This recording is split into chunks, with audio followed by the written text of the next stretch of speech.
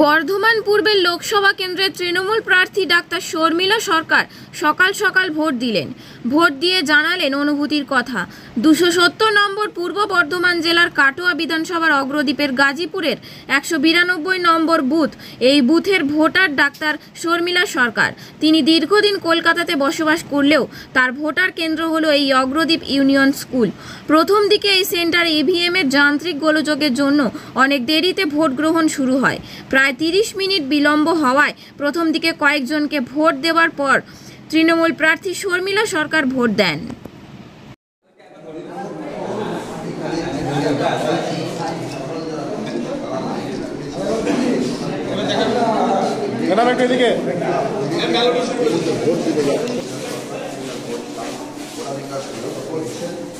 এখানে presiding officer যিনি রয়েছে তার সঙ্গে একটু কথা বলে নেব। প্রিসাইডিং অফিসারের সঙ্গে একটু কথা বলবো, তার আগে সরকার তার যে ভোটদানের প্রক্রিয়া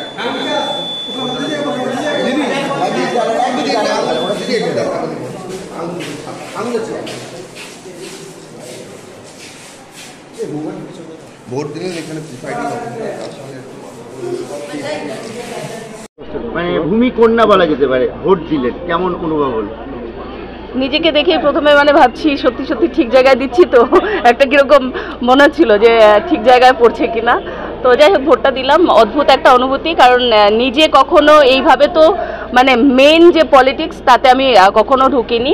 আমি যদিও ইন্ডিয়ান সাইকিয়াট্রিক সোসাইটির যে জার্নালের যে ইলেকশন হয় সেখানে আমি কন্টেস্ট করেছিলাম, সেখানে আমি জিতেও ছিলাম। 192/42-তে জিতেছিলাম, ওরা অনলি 42 ছিল। তো সুতরাং সেক্ষেত্রে আমার ভোট, নিজের জন্য ভোট দিতে ভীষণই ভালো লাগলো। আর মনে হলো যে ঠিক আছে, আমি তো জিতেই যাবো, অসুবিধার কিছু নেই। বলছি, গতকাল রাত্রে কেতুগ্রামে একজন তৃণমূল কর্মী খুন হয়। ভোটের আগে উত্তপ্ত কেতুগ্রাম, যদিও সেটা আপনার এলাকা নয়, বোলপুর এলাকা, কি বলবেন?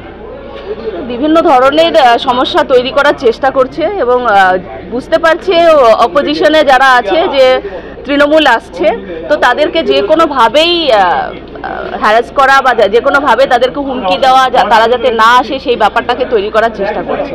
তো আমি প্রশাসনের কাছে এটুকুই আবেদন করব যে যাতে ব্যাপারটা ঠিকঠাকভাবে হ্যান্ডেল করে এবং এরকম যাতে সমস্যা আর কোথাও না হয়, প্রত্যেকে যেন সুস্থভাবে ভোট দিতে পারে। শেষ প্রশ্ন, দেখা গেল বিজেপির পক্ষ থেকে অভিযোগ করছে যে আমরা যে পোলিং এজেন্ট রয়েছে যেখানে ভেতরে, সেখানে আপনার নাম লেখা স্টিকার লাগিয়ে বসে রয়েছে, এটাই ভোটারদের প্রভাবিত হবে, এরকমই অভিযোগ, কি বলবেন? দেখুন, এটা তো ইলেকশন কমিশনেরই আছে, পারমিশন আছে, এখানে কোনো সিম্বল নেই, কিছু নেই। তো সেক্ষেত্রে অসুবিধার তো কিছু কারণ নেই। ওরা যদি মনে করে যে এটা অসুবিধা, তাহলে সেখানে যারা। ম্যাডাম, এই বছর তো প্রার্থী হিসাবে এই বছর প্রথম ভোট দিচ্ছেন, অনুভূতি কীরকম? অদ্ভুত অনুভূতি, নিজের জন্য নিজেকে ভোট দেওয়া, তার উপর এতদিন ধরে খেটে এসেছি, প্রায় 2 মাস ধরে আমার চলেছে ক্যাম্পেনিং। আমি করেছি, যথেষ্ট চেষ্টা করেছি লোকের কাছে যাওয়ার। লোকের কাছে যেতে আমার যদিও খুব একটা অসুবিধা কিছু হয় না, কারণ আমি তার সাথে মিশতে পারি। তো সেই হিসেবে একটা আমার প্ল্যাটফর্ম তৈরি করা আছে। এবার আজকের দিনটা ঠিকঠাক করে ভোট হলেই আর কোনো অসুবিধা হবে না।